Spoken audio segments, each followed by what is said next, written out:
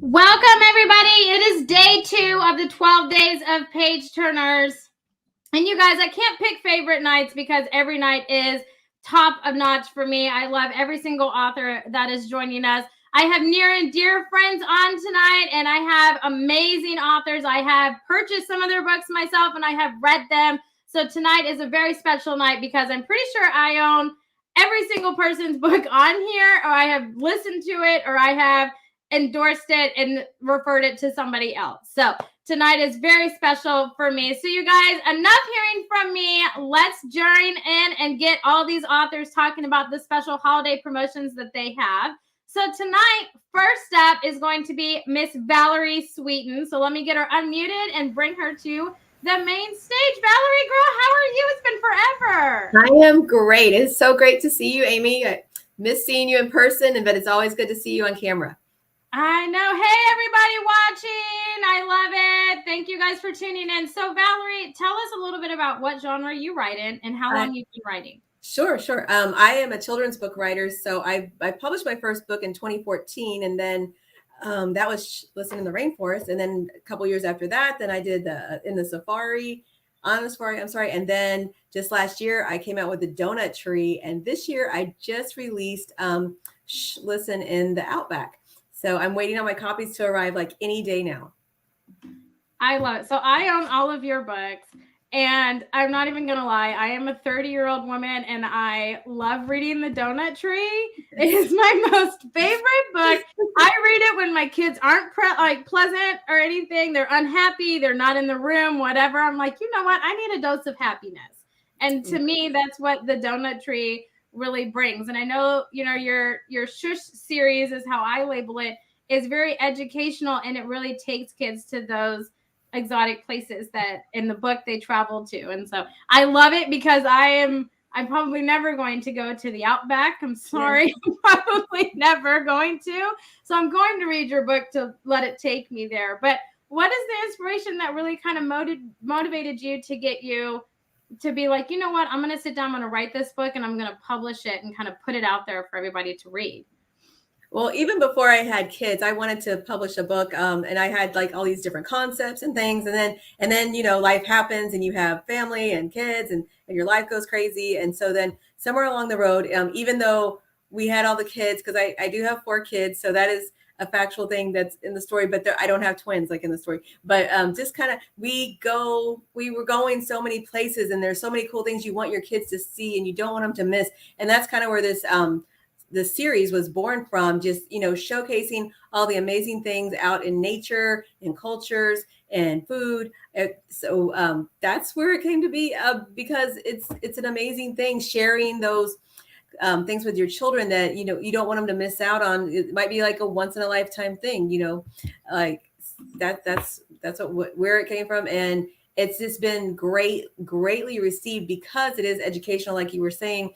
And I come from a journalistic background, so I just kind of did some little homework and, went down. And so I try to describe people. I said, everything is factual in this story, except the people, but everything is true to fact. The areas, the animals, everything. See, I love that because I read it when I'm reading it to my kids and stuff, but I'm not going to lie. You guys, there's children books that I have bought for myself. Okay. Like, let's just be honest. I definitely do that, but I love that about it because you have facts and stuff on there, and it is very educational, your Shush series. And it's definitely one of those that when my kids are talking while I read, right, I will really emphasize the shh.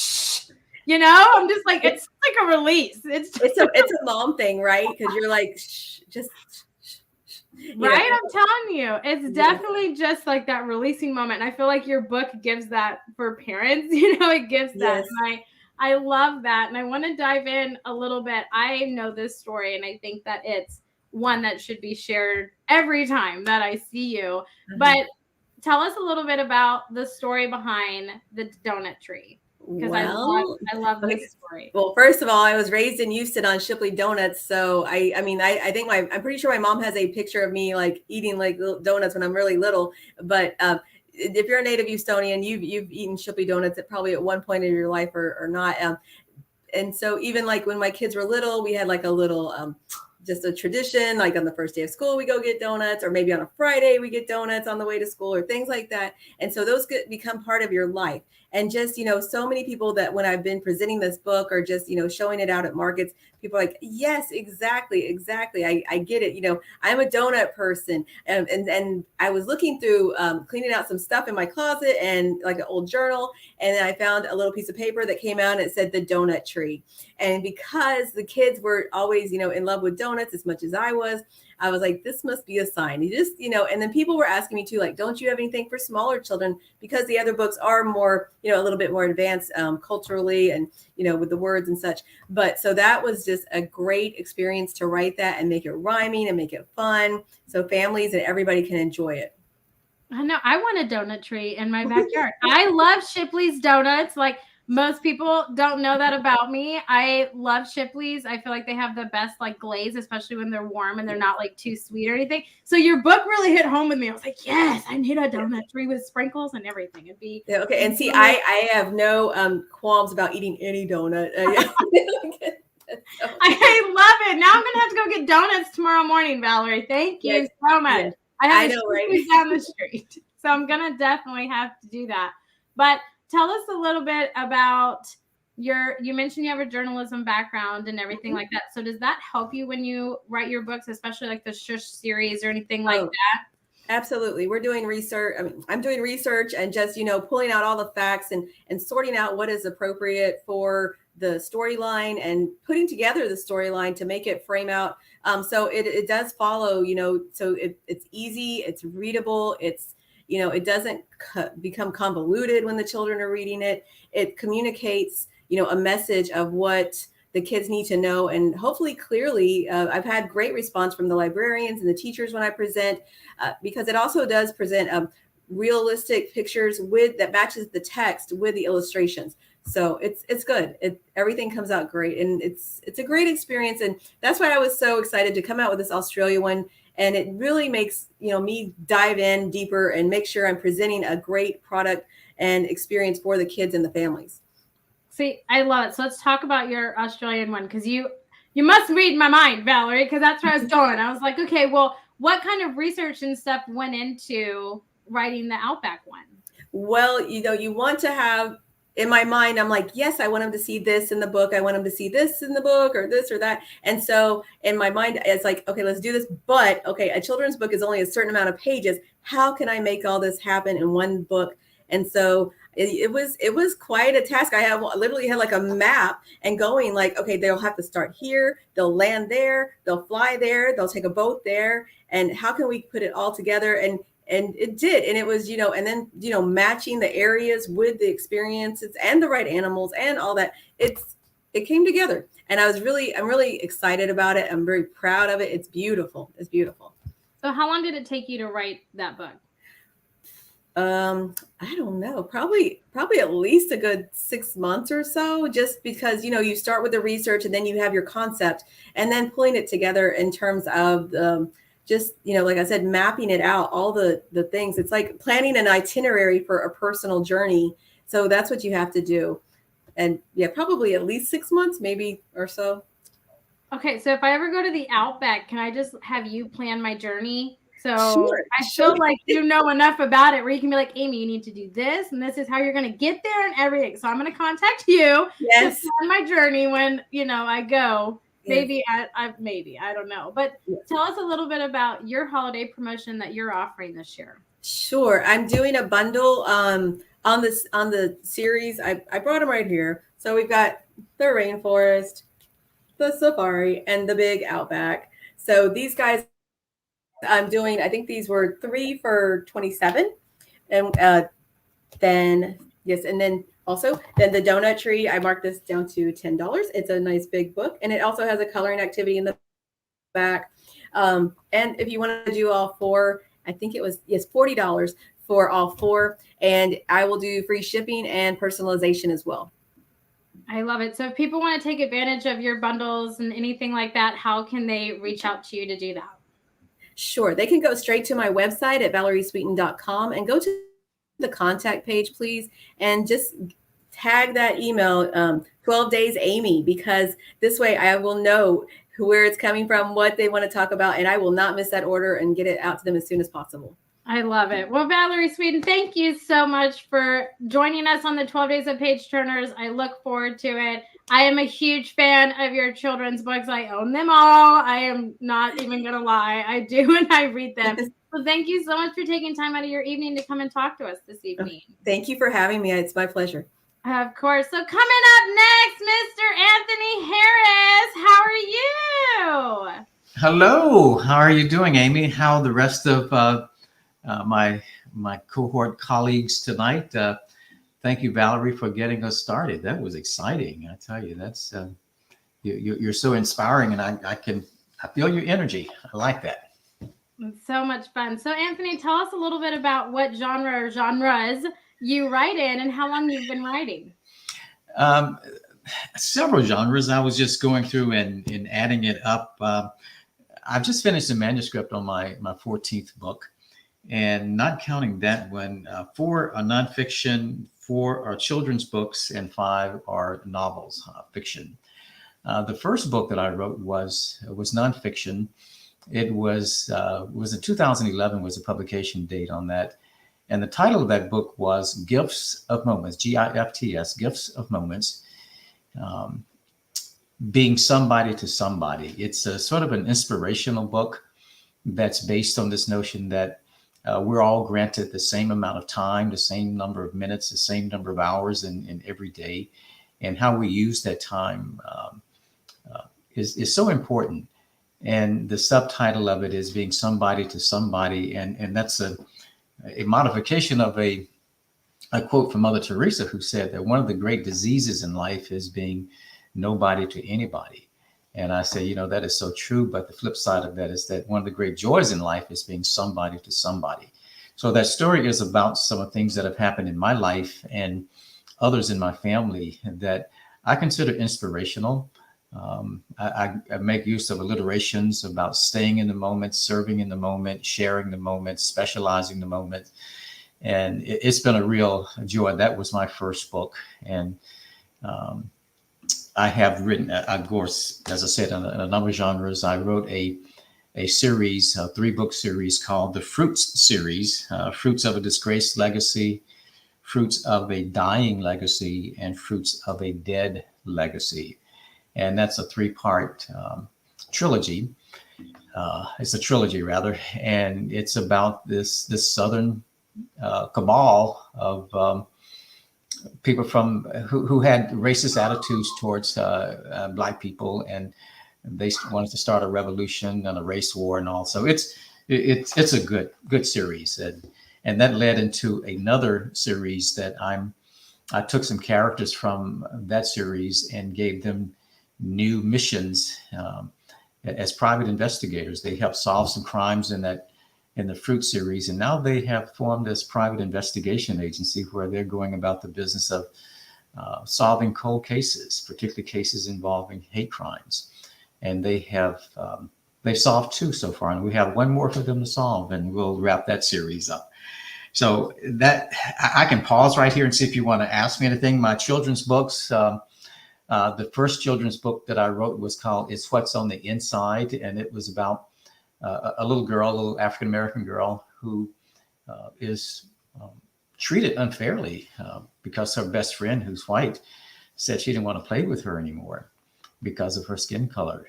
And the child comes home, her dad picks her up from daycare, and the child is just devastated because her best friend no longer wants to play with her, and it's all because of the color of her skin. And so this father has this really very much of a very timely conversation with her about, it's not what's on the outside, your skin color, your hair, all those things are important, but it's really what's on the inside that matters. It's your laughter, it's your friendliness, it's you're funny, you're helpful, all those good qualities that we want to instill in children. We're emphasizing. The ironic thing about that, not ironic, but the truth of the matter is that's a true story. It happened with my daughter. She's now 42 years old, and it happened when she was like 5 or 6 years old. And I came up through the civil rights movement in Mississippi, and when my daughter mentioned that to my wife and me. My wife turned to me and she said, "Okay, you're the civil rights guy. You handle this one." Okay, so I think we handle it, and it's reflected in that story. Um, the other children's book that I wrote was called Mixed. It's about a child who is of mixed race, and she's trying to sort out what being mixed is. Her friends are trying to figure it out, and an adult, and it's one of the things that I try to make common in all of my children's books, that there are adults there who are there to help solve problems, because kids don't like for there to be unresolved issues, and the adult, whether it's a teacher or a parent, is coming in to resolve the issue for them so they can have a better understanding. So let me just stop there and see if, as I said, I just finished the manuscript on my 14th book. I already have some ideas for number 15 and 16. I do this because it's a joy. I mean, really a joy. I don't do this for a living, as probably most of us. It's not my livelihood. It's more than an avocation. It's akin to almost a calling, that I have a voice. I have a platform to share some things with individuals. I was saying before we came on, part of my motivation for continuing to write, and I included this in my first book, is a quote from the late Dr. Maya Angelou, who said that there's nothing more agonizing than having an untold story inside of us. And as we know, everybody has a story to tell. So I continue to have these stories to tell that I think, and I hope, make a difference in the lives of other people. See, Anthony, I love it, because one, I could sit and listen to you talk all day. Like, you are so passionate about every book that you've written, and you've written in many different genres, right? And you're so passionate about it. But your book, Mixed, I have. So my children are mixed, and that's one of my biggest fears, is something like that happens. So I have that book, and I read that to my children. And that's what I love about your books, is they are so relatable and they really hit home, and it's told in such a beautiful way. Yeah, thank you for saying that. That is something I want to respect the characters in my book. I want their, children, they can tolerate a little bit of uncertainty and ambiguity and tension, but we have to resolve that tension. We have to resolve that ambiguity and come up with some solutions, because that's what, we adults, we can deal with the gray area, we can deal with ambiguity, but kids like there to be some resolution to whatever's bothering them. So yeah, that book, I've appreciated it very much. I've gotten lots of comments from people. The other book, that it's what's on the inside. I've had individuals who've shared it with their parents, who shared it with their kids. I have a relative who lives in Florida. She sent me a video of her daughter. She gets to read any book she wants to every night, and she went and pulled that one off the shelf, and she said that's her favorite book. She loves to read that one about, and she knows that her Uncle Anthony wrote the book, so it makes it even more special for her. So. Oh, I bet that just warms your heart. I love hearing that, and then your reason for writing. And you're right, we all have stories in us. I am not creative with words by any means, like all of you guys. If it was an audiobook, I could create it, okay? But having to write it, that's a challenge for me in and of itself. But Anthony, tell us a little bit about what you're offering this holiday season. That's a good question. I've tried to give that some thought, and what I've come up with, I don't know if it's in the chat. I sent you an email with my author's page on Amazon, and what I want to do is, the 13 books are there, and you can choose one, and the way to contact me is through my email. I can give that to you. I hope people will remember it. It is A Harris, AHARRIS, A Harris 007 @yahoo.com. So if you will look at one of those books, any of those books, and contact me, I will get it to you, and we will give you 25% off on any of those books. And if you're buying multiple copies of it, we'll have an even bigger discount. So if you will contact me through my email, I will arrange for shipping. I will send an invoice, and you can just pay me we can arrange different forms of payment for the books.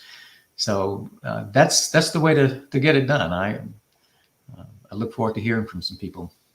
I love it, Anthony. I love that you are right. You are finishing up your 14th book and you already have plans for your 15th. Like I love that. I love that. We actually have a question for you really quick, Anthony. Do you go to book clubs? Do I belong to a book club? No, do you go to book clubs? I used to.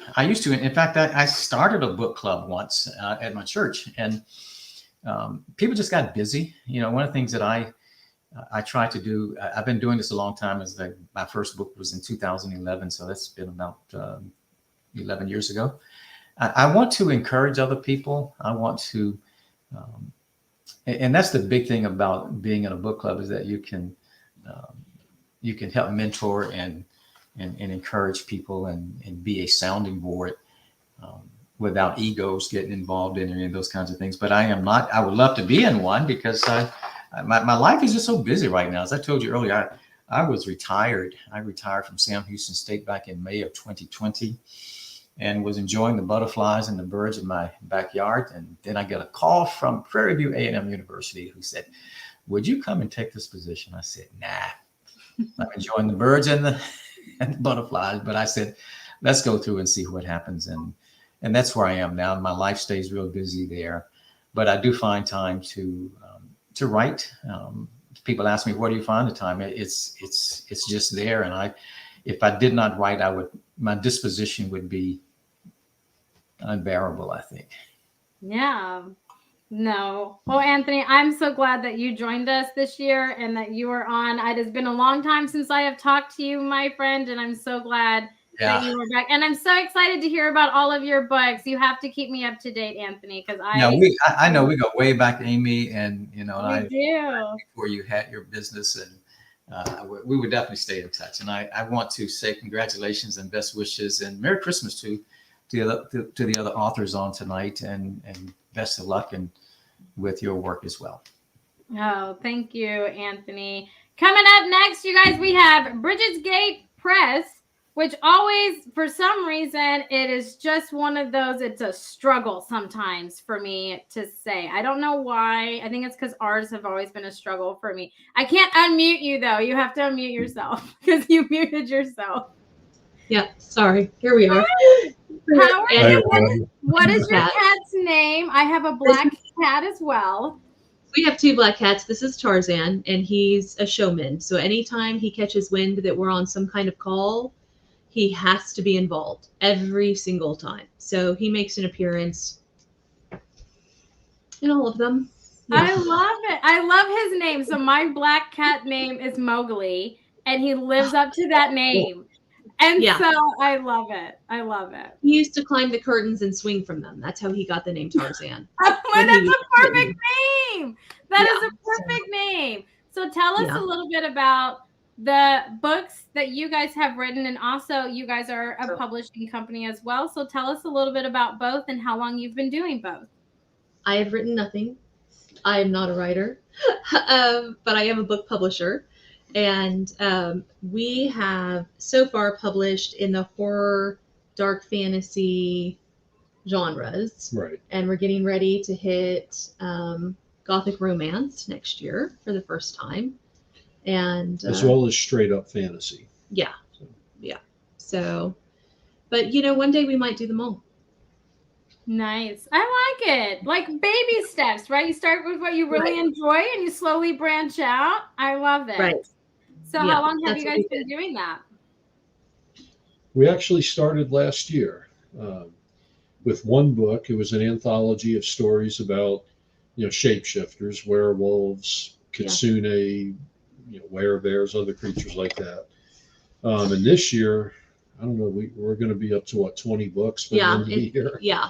It started very slowly and it's been fast and furious ever since. And we started with anthologies, and this summer we released the first single author book. Right. And that was A Man in Winter, right, by T.A. Marie. Correct. And then we've done a whole slew of single author books, and we're getting ready to come out with another anthology in January. Yeah. And we've got contracts for all next year. It's going to be a busy year next year again. So we're excited. We're excited. That's always good, especially, that you guys just started last year and look at how fast that you grew. That's amazing. Congratulations on that. So what made you guys want to start a publishing company? Oh, you want to go first? Sure. Well, it was kind of a dream of both of ours for a long time. I don't think we had a very strong focus for a long time, but in the last couple of years, I had the idea of putting together a charity anthology, and I started talking to some different publishing companies, small press publishers, and one of them in particular said, "Why don't you start your own press and then put this out yourself instead of trying to get us to do it?" And that idea just grew in my mind, and I talked it over with Heather, and she goes, "Oh my God, I want to do a publishing company." So I've always wanted to have a publishing company. So it just blew up last year. It took us about 6 months to get our first anthology put together, and that one was by invitation only. And then next thing I know, people are pitching us ideas, we're grabbing onto things, and now we've signed a bunch of authors. We've got a lot of books coming out between now and next year, going into 2024 actually. So Wow, that's exciting. It has really been exciting. It has really been exciting. And here's the thing, I'm a huge book junkie, and there is no way I will finish reading every single book on my TBR before I die. But I'm certainly going to die trying, is kind of my motto. And I've always loved books. Stories have always been such an important part of my life. Starting in my childhood, books were important to both of my parents and my stepmother and my grandparents and my great-grandparents. And I had a great-grandmother who was a librarian in Chicago. And I think the big book junkiness starts with her and got passed down through the generations, because it was every week we went to the library and every week we went to the bookstore. So growing up. And so I have always wanted to have a publishing company. I've always wanted to own a bookstore, and someday. Right. And I want to die surrounded by books. I mean, that would be me in the nursing home, my bed and piles of books. So that's the goal. Yeah, that's the goal. And I tell you, it's been a lot of joy. It's a lot of hard work too. We're learning. There's a lot of things to learn about the publishing business, and there's a lot of little things you don't think about before you get into it. But it's been a real pleasure as well. And we've had some good mentors. We've had some really good mentors. We had some very great mentors. We built a pretty good roadmap before we launched, trying to figure out A, B, and C. So one of our biggest joys, and Heather can attest to this, is we really like working with new authors who have never been published, never gotten the stories. Right, haven't been out there a lot.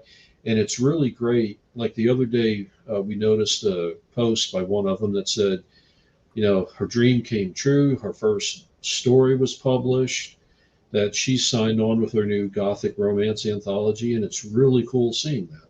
Yeah. We love being the vehicle for getting these authors out there, especially for the first time. It's a pleasure seeing that. So. See, I love that, because I think that I'm a huge advocate where if we didn't have authors, the world would be so boring. And if we only had one type of genre, right? It would be, it'd be so boring. So I love that. And I love that you enjoy publishing, first time authors or authors that haven't been published a whole lot, because that's my realm. Like I love indies and small press authors because there's so much raw talent there. Yeah. And it really, to me, I feel like it's such untapped, but the passion that radiates from them, that just of writing and the genre that they write in is just, for me, it's intoxicating. I'm just like, yes, give me a hug. Like it's the weirdest thing, but And so I hands down to you, because I love that. And, your genre that you guys publish and you're slowly branching out and stuff is one that I love. Like I know you wouldn't picture it, but I like dark things. And like the more, you can screw with my head, the happier Amy is. It's the weirdest thing. You don't want to be in my head, okay? Hopefully no one else on this call is scared by me. I promise I'm a delight in person, just not in my head. Okay? So what made you guys do that? Well, I think horror was where we started for a variety of reasons. One is it's probably Steve's favorite genre. Yeah. Yeah. I mean, overall, if he had to pick one, it would be horror. And horror and dark fantasy are my favorites. Mine is dark fantasy. The darker, the better. And I think that started from childhood because my mother read us all the original Grimm's and Perrault fairy tales in their real form. And so I found those enchanting, and I've really never looked back. And she also introduced me to the big Gothic writers with Mary Shelley and the Bronte sisters and Du Maurier. Yeah, Du Maurier. And so those were my favorite books and stories growing up. And so to me, it made sense to start with what we enjoyed because that's what we were passionate about. But my second passion is romance. And man, if you can marry horror and romance, I will read that book every day. I mean, to me, both of those genres explore intensity of emotion and the human condition. Mm-hmm. And so if you put them together in a mashup, I am there for it all the time. So throw in some science fiction elements and you've got me. Right. So it's I like it. But I want to give a shout out to somebody else who's on here and she doesn't know this. But when we first started talking seriously about opening a publishing company, because we've talked about it off and on since we got married 22 years ago. But 3 years ago, I attended Women in Publishing for the first time that Alexa runs. And I was like, Steve, we can do this. I took a whole entire notebook full of notes, which I actually still own and refer to. And so I was like, one, I'm going to go back to this next year. And two, I think we can do this. I think it's time to start building a business plan. And so it took us 3 years to really, the pandemic is what did it, because like most people, when you went into lockdown, suddenly we had all sorts of free time. And I was like, hang on, all the kids are gone. Everybody's an adult. We've got oodles of time in the evening. Mm-hmm. Let's do it. Let's build the real business plan and the budget. And let's make a 5-year dream and see what we can do. So that was it. But I was so tickled when I saw I was going to be on with her at the same night. I was like, oh my gosh, don't be a freak. Don't be a fan freak. Don't be cool. Be cool. But that was it. Like, I was like, oh my gosh, we can do this. We can do this. And then when he tried to put together that anthology, and one of the publishing companies he was talking to said, man, start your own company. Yeah. Do this. And I was like, we can do this. We can. So that's what we did. We launched it. So that's her. That's Alexa. The 3 days that I'm like, don't talk to me. I'm busy. All right.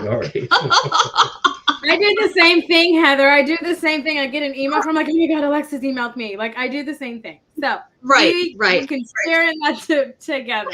But it's one of the, I love that. I love that summit and, Alexa being on and everything is really what started your guys in your press and everything like that. Like, I love that. And kudos to you. So tell us a little bit about what holiday promotion you guys are offering this year.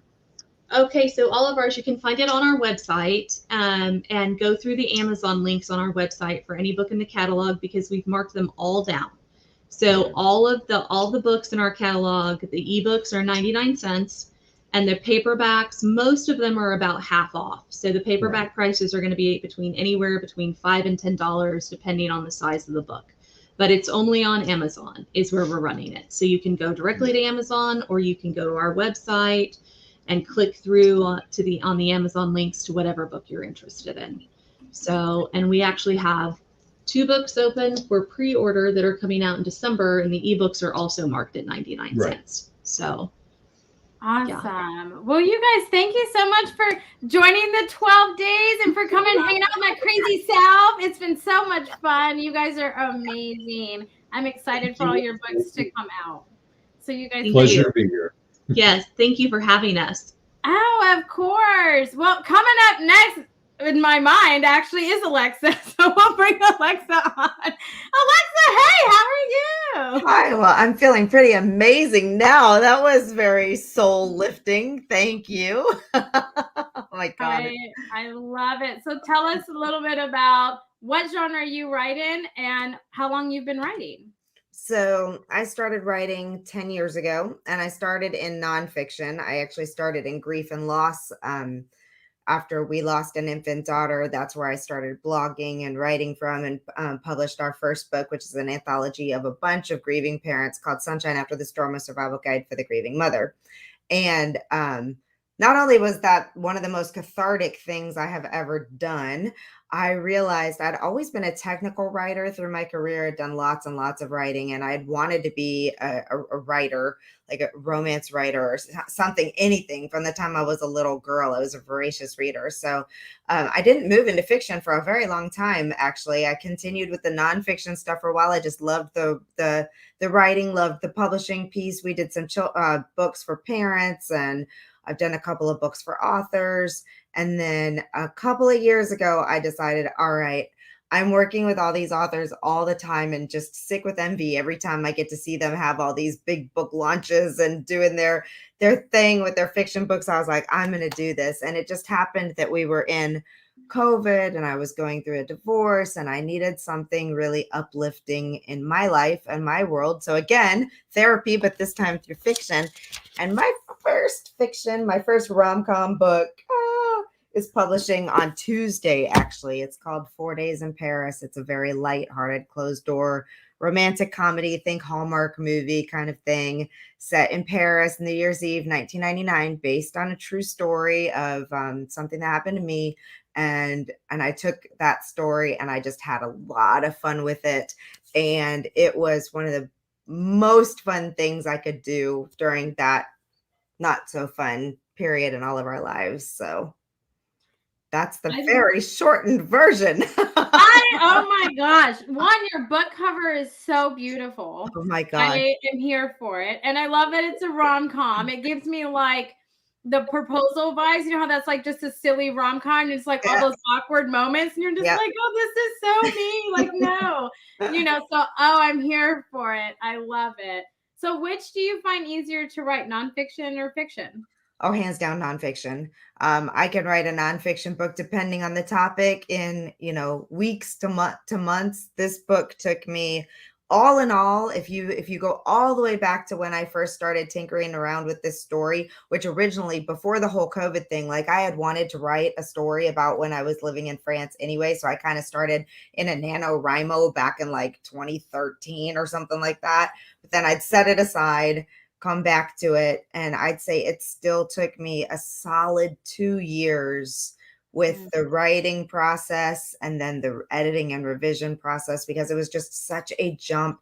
Nonfiction is, if you're a good writer, and even if you're not, you got great editors, right? But nonfiction, you can outline. For me with fiction, I just can't. I'm a total, just see where the story goes kind of pantser. But for nonfiction, I always have a nice outline. I know exactly where I'm going. I know where I have done lots of research and briefings and papers and things like that. So I knew how to gather my information, organize it, write it, and could be done with it fairly quickly. Fiction. First of all, having a story that people care about. Second of all, having characters that people care about. And third of all, trying to create a scene that they feel like they fit in. That's hard work. So kudos to all the authors out there, because my goodness, it was a whole different journey coming in on the fiction side and really having to create a world for people. And that's no easy task. Oh, no, not at all. That's one of the things that scares me the most about ever becoming a writer, right? I'm like, no, and then nonfiction, I'm like, man, outlines stress me out. So I'm like, I'm going to live through you guys. It's definitely one of those things. So do you think you'll ever write a fiction book again? Or yes. The one thing? Yes. Yes, the fire has been lit. This is actually, I set myself up for not being able to say I'd never write another book again. And this is a 3-book series. So it's got 3, there's the lead female has 2 really good friends. that you see quite a bit in the book, and each of them will have their own book and their own story. And I'm just going to keep writing about Paris. Book 2 is tentatively titled Back to Paris, because that's super creative, but it's an American girl again who's going back. And I'll probably brainstorm something a little more creative than that. And the third one will be the third girl. So I'm excited. When I was reading, so I mean, a lot of us authors know when we want to be an author of a genre, we spend a lot of time researching. And by researching, that means doing our favorite thing, which is reading books in our favorite genre. So I read probably 40 rom-coms, and there's an author that I just absolutely love. Her name is Emma St. Clair, and she does this. She has this friend group, and each of the friend group has their little rom-com in their own from their own point of view and perspective. So I was like, and she also happened to help me tremendously when I was writing my book. So I was like, that's a great idea. I have to do that too. I love it. I don't think I've read a book that does that, actually. But so I'm not usually like a romance reader, but I love rom-com movies. And so your book just in my mind, just like when you were explaining it, just like sent off like the proposal vibes to me, like in that sense of like a rom-com. And I was like, okay, I'm here for it. I'm here. Like, no, I don't know if I'm quite as funny as Sandra Bullock, but no, probably not even anywhere near there. But there are some funny moments, and my early reviewers have said there are actually some laugh out loud moments. So that's like the best compliment you can get when you're trying to be funny, because you're like, is this gonna just fall flat? So that was good. But it's also like super appealing to anybody who loves Paris and travel, because I go deep into the description on Paris. In fact, I have one negative review that was like, I really wanted more romance and less Paris, but oh my goodness. Fair enough. But hey, it can't make everybody happy, right? That's it's right. Definitely one of those things. But so tell us a little bit about what your holiday promotion is this holiday season. Sure. So I have two for anybody who wants to go get the book and read it. I actually have a $5 off coupon off the paperback copy that can be ordered through my site. And I gave that direct link to Amy, so she'll have that for you.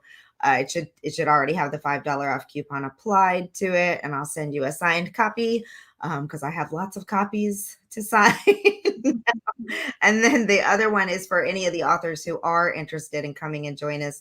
And thank you, Heather, so much for that very sound endorsement of the Women in Publishing Summit. And Amy is sponsoring this year, so we're just really excited to bring forth another really, really great group of presenters and topics. And you don't have to be a female to come and enjoy the conference, but we have a $50 off coupon for that code.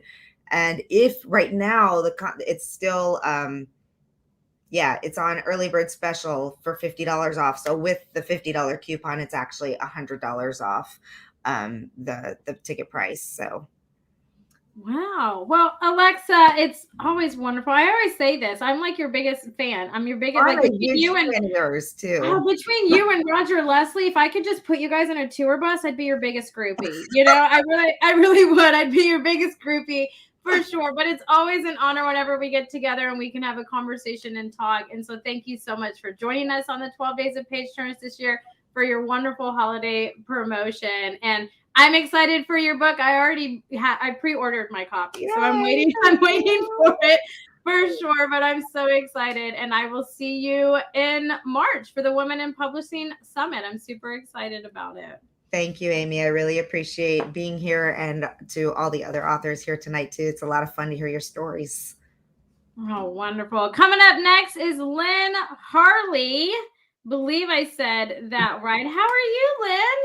I'm very well, thank you. And just want to express my gratitude for everybody I've heard from. I feel like I'm making new friends, and it's really interesting to hear what other people are up to. So thanks for sharing, everyone.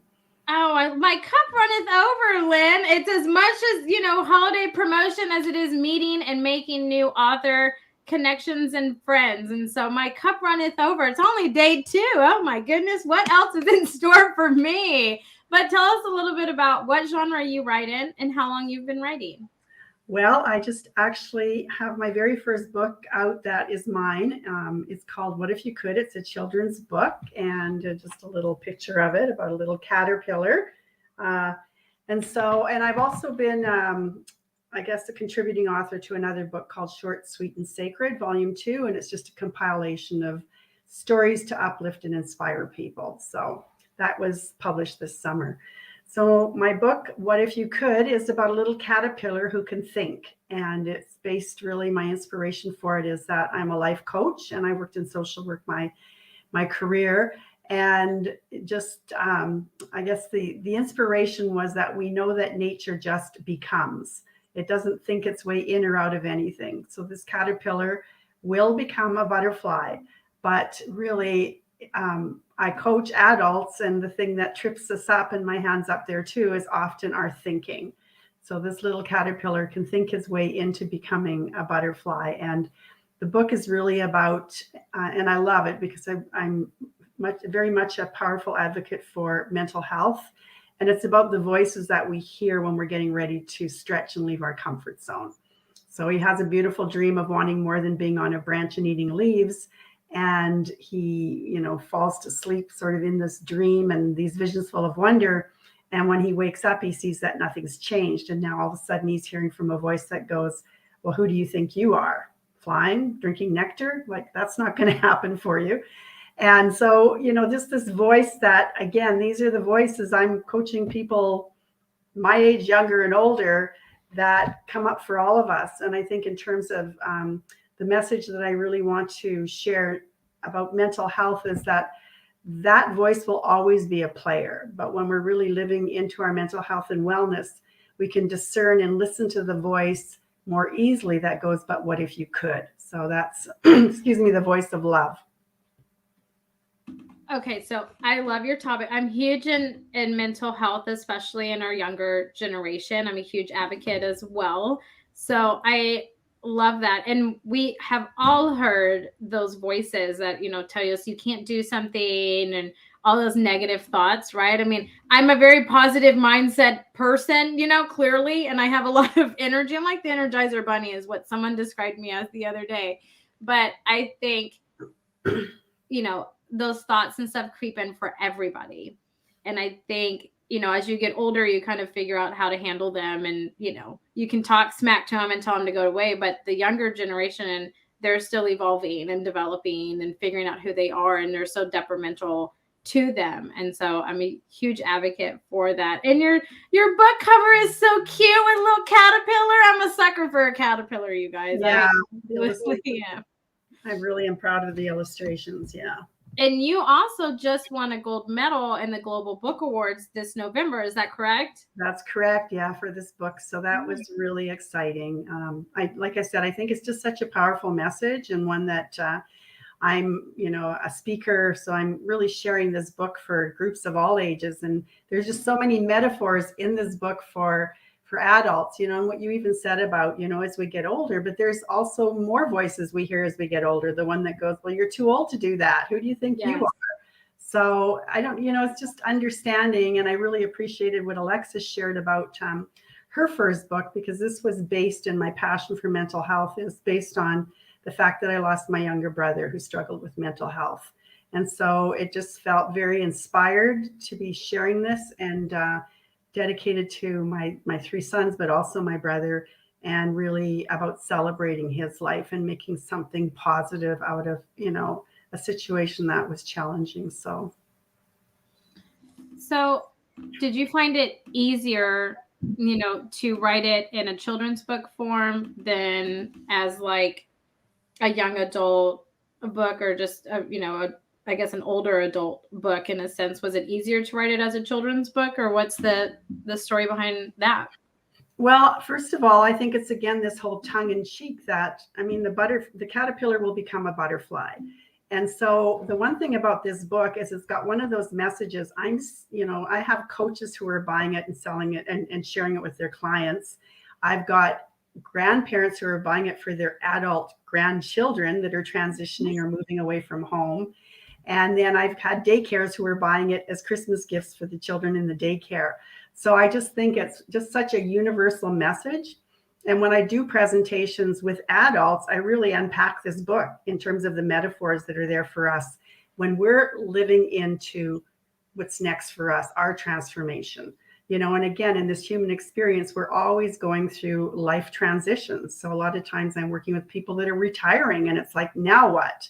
Or their children are growing up and it's that empty nest. Now what? Or, it could be a death. It could be a divorce. Just those times that really, I think, cause us to pause and think about, okay, how do I move forward? And how do I move forward in a way that is helping me to grow and not keeping me stuck?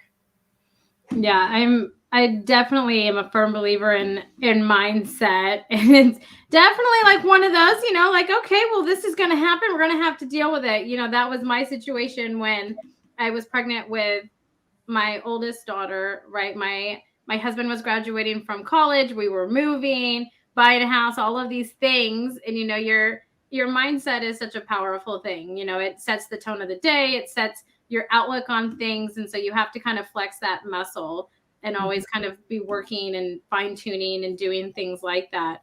But, I think, I like how you said, a caterpillar to a butterfly. One, butterflies are beautiful. And I believe everybody is a beautiful person inside and out. But I like how you said it earlier, you even unpack it for adults, all the metaphors and things like that. And so I think it's definitely you guys, all of you guys are going to make me broke because I'm every single one of your guys' target market. Okay. Like I have to have money for Christmas, you guys, but it's all going to go to books. So just be warned.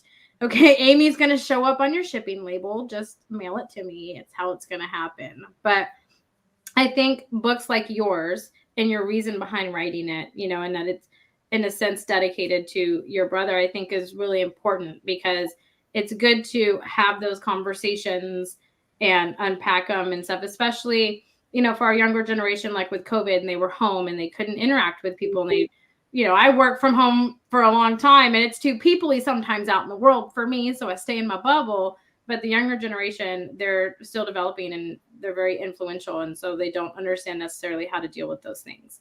And so that's why your book is so important. That's why I'm so happy that you're on to talk about it because it's very important and that you joined us. I know we did an author talk short and we dived in a little bit deeper into that, but I think books like yours are very important. So do we have another book that's going to come from you or was it one and done? What's next? Part of my what if I could was that I cycled almost 2,000 kilometers across Canada this summer. I'm from Canada. And I was promoting an organization that supports youth mental health and my book. So if I was going to write a book that was a nonfiction, I have a title called A Book, a Bike, and a Vision.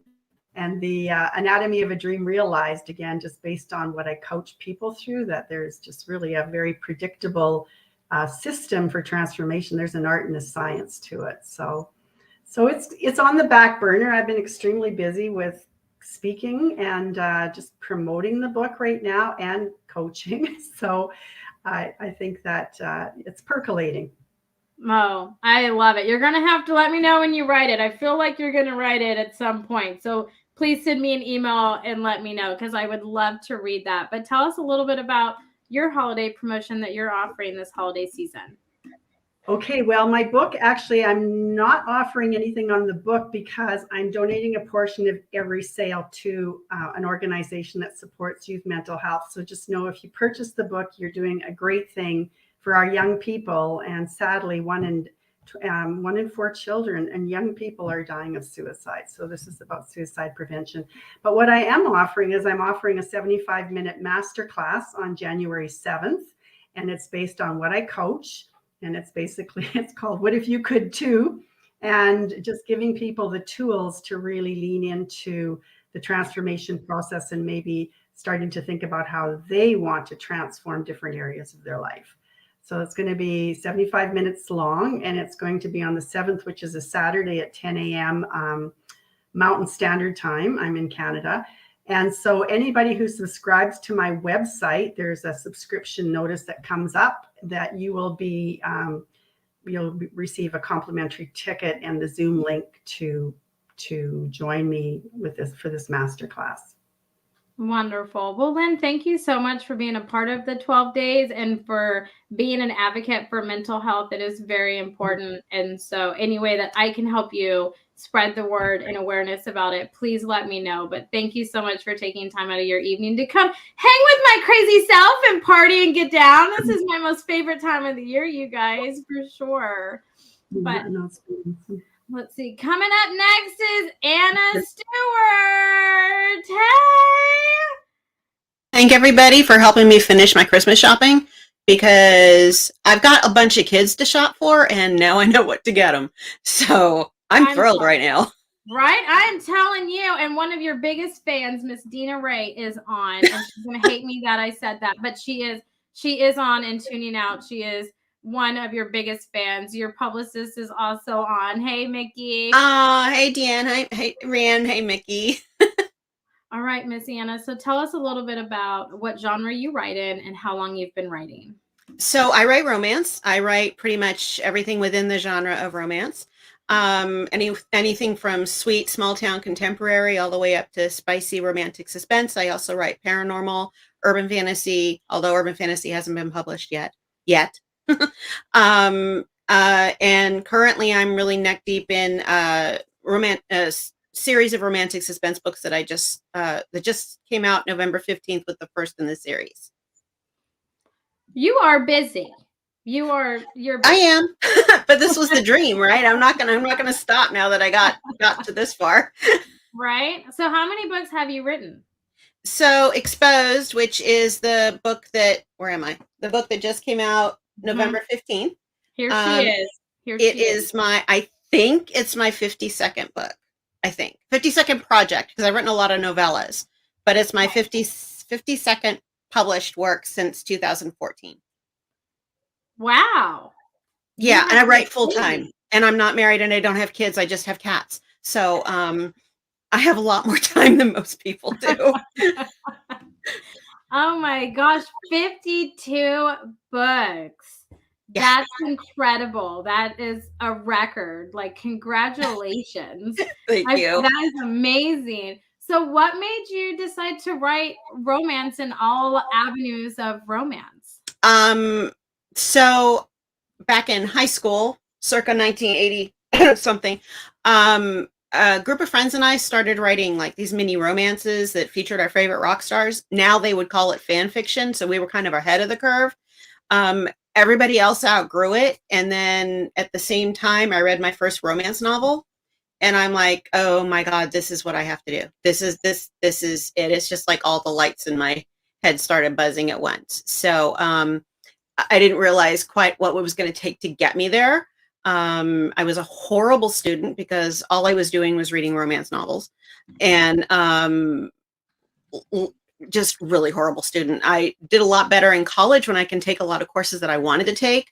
And I changed my major 6 times, mostly because it was dependent on whatever series of books I was writing. At one time, I even thought about going to medical school because I was reading a lot of Patricia Cornwell, and I thought it'd be really cool to be a coroner. And then I realized, no, you have to go to medical school to do that. So finally, the light just clicked that I could be absolutely anything I wanted to be in the length of time it takes me to write a book. I can be those things as I'm writing about those characters.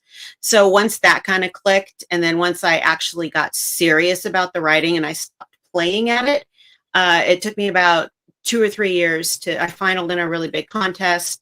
I got my first agent, then I got my second agent. And then I sold to both Harlequin and Berkeley within 3 months of each other. So when the stars finally aligned, they shot me right to where I want to be. So currently I write for Harlequin and Arc Manor, their Kasich romance line, which is who published Exposed. But like I said, I'm also writing for 2 different lines for Harlequin. Wow. I did better in college too, because I could, pick what I wanted to do and take classes. Yeah.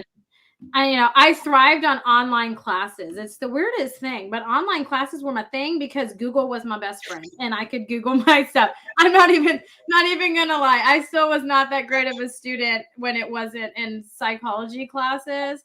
Like math is my greatest weakness. So I totally feel you on that. And I know Miss Dina would be upset, but do you have plans for a book 2 of Exposed, or? I do. In fact, I just started writing it this week. I hit the 10,000 word mark this morning. Yay, finally. Took me a while to get into the groove of it, but it'll actually be 5 books in the series. In the first book, you meet all 5 of the heroines who are eventually going to each get their story. Each plays a different part in the mystery that unfolds throughout the 5 books. And the tagline for the first book is Hollywood Secrets, Deadly Reveals. So, and it's called Exposed. My heroine is a photographer. She's actually a paparazzo. That's how she makes the main bulk of her money. But she's also an artist with developing lost film that she discovers through estate sales or antique shops or whatever. And she comes across a canister of 35 millimeter film that when she develops it, it opens a whole can of worms, calls into question a notorious murder conviction, shines a light on a secret society that's been operating for decades within Hollywood and other big businesses and industries. So she really opens a can of worms that the mystery will gradually unfold and reveal itself up through book 5. Wow. Okay. I like it. I'm here for it. I like it.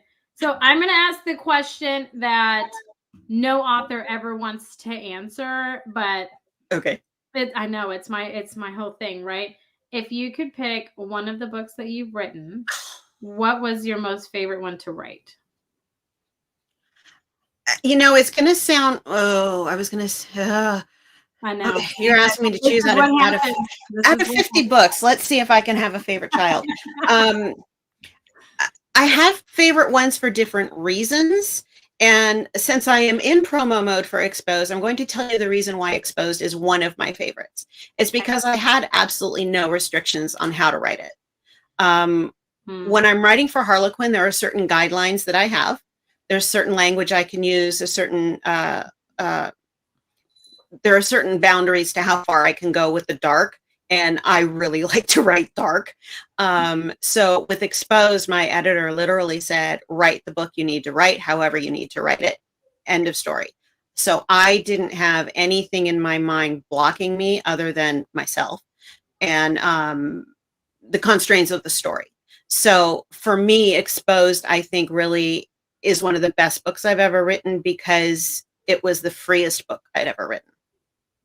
Oh, I love that answer. I love that.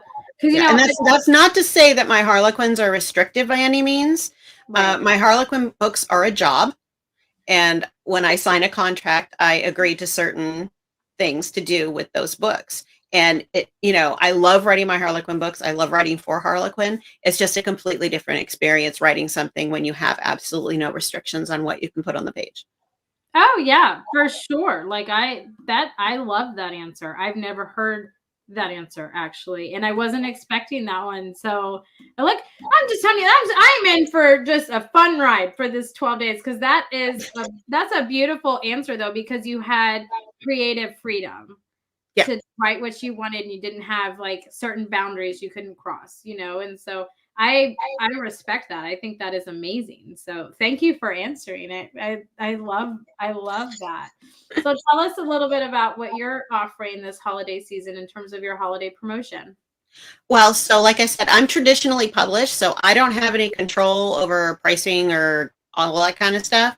I will say that Exposed is currently still at the discounted $2.99 for digital. Amazon hasn't caught up with the price change yet, so run over and grab it now at $2.99. It's going up to $4.99 literally any minute.